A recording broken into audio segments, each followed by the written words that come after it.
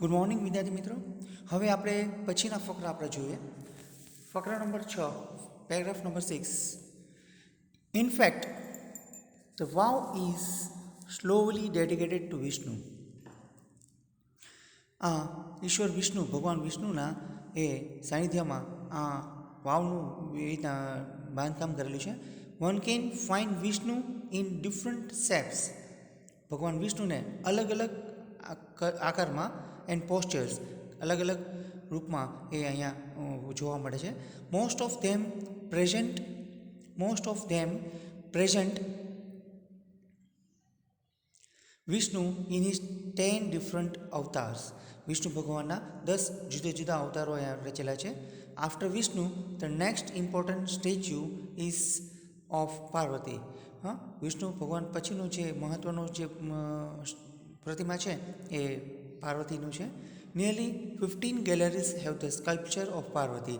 આશરે 15 ગેલેરી જેટલી, 15 ગુફાઓ જેટલી અહીંયા એ પાર્વતીની આપેલી છે, પાર્વતી માતાને આપેલી છે. 12 સ્ટેચ્યુઝ ઓફ ગોડેસ ગૌરી. 12 પ્રતિમા મૂર્તિ ગૌરી માતાની આપેલી છે. Together of at the same place are rarely found everywhere. એક જ સ્થાન ઉપર, એક જ જગ્યાએ અલગ અલગ કૃતિઓ અને અલગ અલગ કૃતિઓના રૂપ અહીંયા ભાગ્યે જ કંઈક જોવા મળે છે. The sun temple of Modhera has it. સૂર્ય મંદિર જે મોઢેરામાં આવેલું છે ત્યાં પણ એવી જ રીતે જોવા મળે છે. ધીસ વાવ also has all the 12 statues of Gauri. આ વાવની અંદર 12 જેટલા ગૌરીના નામ ત્યાં રચાયેલા છે. જે રીતે કે ઉમા, પાર્વતી, ગૌરી, લલિતા, શ્રિયા, કૃષ્ણ, મહેશ્વરી, રંભા, સાવિત્રી, ત્રિશંદા, ટોટલ એન્ડ ત્રિપુરા. આ રીતે 12 એક ગૌરી માતાના 12 અલગ અલગ નામથી અહીંયા પ્રતિમા એની ગોઠવેલી છે. અને નેમ ધ 12 ડિફરન્ટ સ્ટેચ્યુઝ. હવે પ્રશ્ન જોઈએ. Name the 12 different statues of Gauri in vav. વાવની અંદર 12 અલગ અલગ જે પ્રતિમા મૂર્તિ મૂકેલી છે એ એના નામ જોઈએ. there are 12 statues of Gauri, namely Uma, Parvati, Gauri, Lalita, Shriya, Krishna, Maheshwari, Rambha, Savitri, Trishanda,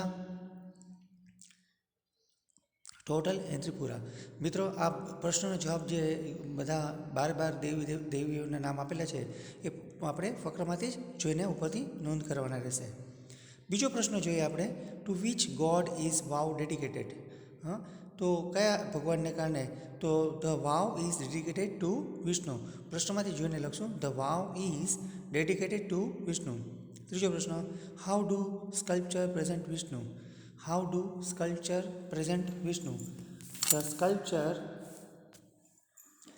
sculpture present Vishnu in his 10 different avatars in different shapes and postures.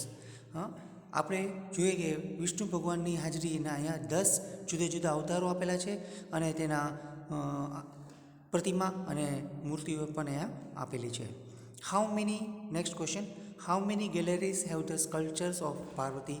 Parvati માતાની કેટલી ગેલેરી એટલે કેટલી કેડીઓ ગુફાઓમાં આપેલી છે? Nearly 15 galleries have the sculptures of Parvati. Next question number 5. Beside Rani ki Vav where can you see 12 statues of goddess Gauri. Rani ki Vav સિવાય તમે કઈ જગ્યાએ 12 મૂર્તિઓ ગૌરી માતાની જોવા મળે છે? પ્રશ્નમાંથી જોઈને લખશું. Besides Rani ki Vav we can see 12 statues of goddess Gauri in the sun temple at Modhera. સૂર્ય મંદિર જે આપેલું છે મોઢેરામાં, એની રાનકી વાવની અંદર જે જ્યાં છે એવી જ ત્યાં સૂર્ય મંદિર મોઢેરામાં આવેલું છે ત્યાં પણ ગૌરી માતાની 12 પ્રતિમાઓ મૂર્તિઓ જોવા મળે છે. ત્યાર પછી વિદ્યાર્થી મિત્રો આપણે પેરેગ્રાફ નંબર 7 ઉપર છીએ.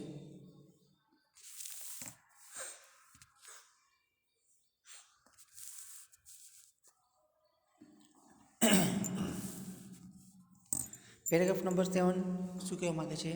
There are also some of the rare sculptures of gods. Here one can find the statue of Lord Buddha with our hands, the statue of Rama of swords and shields, and statue of sun in the form of Tapasvi, uh, the statue of Shiva beads in his hand, the statue of Parsuram with soft and gentle expression, rather than having a hard and stern look, etc. આ paragraph શું કહેવા માગે છે? અહીં દરેક અમુક જે અહીંયા જે ભગવાનના જે દેવ દેવતાઓના સ્ટેચ્યુ મૂકવામાં આવેલા છે એમાં એક ભગવાન બુદ્ધ એના 4 હાથ સાથે છે. The statue of Rama, Ram ભગવાનનું તલવાર અને ભાલા સાથેનું છે. And statue of sun in form of tapasvi, સૂર્ય ભગવાનનું પણ અહીંયા આપેલું છે તપસ્વી. Statue of Shiva with the beads in his hand, Shiv ભગવાનનું પણ આપેલું છે. એવી જ રીતના પરશુરામ, સ્ટેચ્યુ ઓફ પરશુરામ. તો અહીંયા અલગ અલગ ભગવાનના અલગ અલગ મૂર્તિઓ, પ્રતિમાઓ અહીંયા આ વાવની અંદર ગોઠવેલી છે, જે ભાગ્યે જ અહીંયા ક્યાંક જોવા મળે છે. એમાં પહેલો પ્રશ્ન એમ છે, which are the rare sculptures of goddess in this vav. તો પ્રશ્ન આપણે જવાબ લખશું કે વાવની અંદર અલગ અલગ ભગવાનના જે પ્રતિમાઓ મૂકેલી છે એ કઈ કઈ છે.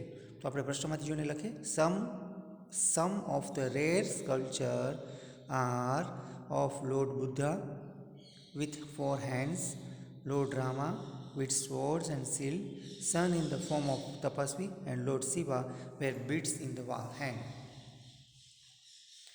ત્યાર પછીનું આપણે છે, how does the sculpture present Parshurama? The sculpture present Parshurama with a soft, gentle expression instead of hard and stern look. How does the sculpture present Parshurama? The sculpture present Parshurama with a soft and gentle expression instead of hard and stern look. ત્રીજો પ્રશ્ન છે, why is the statue of Rama rare? The statue of Rama is rare because it has sword and shield in its hand. Ram ભગવાનના હાથમાં શું જોવા મળે કે swords and shield in his hand. એવી અહીંયા પ્રતિમાની મૂર્તિઓ અહીંયા ગોઠવેલી છે. વિદ્યાર્થી મિત્રો, ત્યાર પછીનો પેરેગ્રાફ નંબર 8 ઉપર જઈએ. Some of the sculpture display contemporary lifestyle, folk tales, animals and human incidents etcetera. They reveal the artistic vision and unique imagination of the sculpture. The most attractive sculptures are those who Varha, Vaman, Narsina, Ram, Kalaki and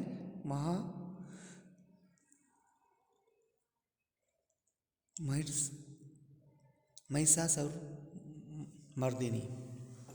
અહીંયા જે ભગવાનના અલગ અલગ કૃતિઓ આપેલી છે એમાં એની જીવનશૈલી આવેલી છે, એની વાર્તાઓ આવેલી છે, પ્રાણીઓ આવેલા છે, મનુષ્યોની પણ પ્રતિમાઓ મૂર્તિઓ આવેલી છે. જુદા જુદા ભાગોમાં જુદી જુદી કલાકારીઓથી અહીંયા એ ગોઠવેલું છે. જેમ કે વરહા છે, વામન છે, નરસિંહ છે, રામ છે, કલ્કી છે, મહિષાસુર મર્દિની છે.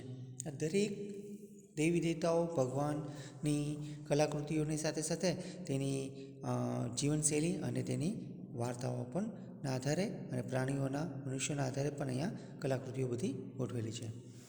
હવે આપણે તેના પ્રશ્નના જવાબ જોઈએ. પહેલો પ્રશ્ન એમ કહે છે કે what do sum of the sculpture display. હવે પ્રશ્નમાંથી જોઈને લખશું, સમ ઓફ ધ સ્કલ્પચર ડિસ્પ્લે, આટલું પ્રશ્નમાંથી.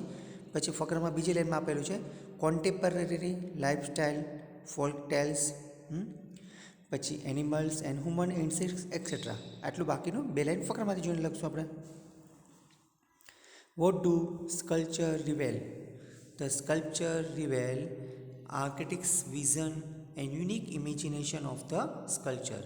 The sculpturer reveal architect's visions and unique imagination of the sculpture. ત્રીજું, which are the most attractive sculpture? The most attractive sculptures are those of Varaha, Vaman, Narsinha, Ram, Kalaki, Mahishasura Mardini. આટલા ભગવાનના means કે એ એના આકર્ષક કલાકૃતિઓ અહીંયા એ પ્રતિમાઓ મૂર્તિ આ ભાવની અંદર આવેલી ગોઠવેલી છે.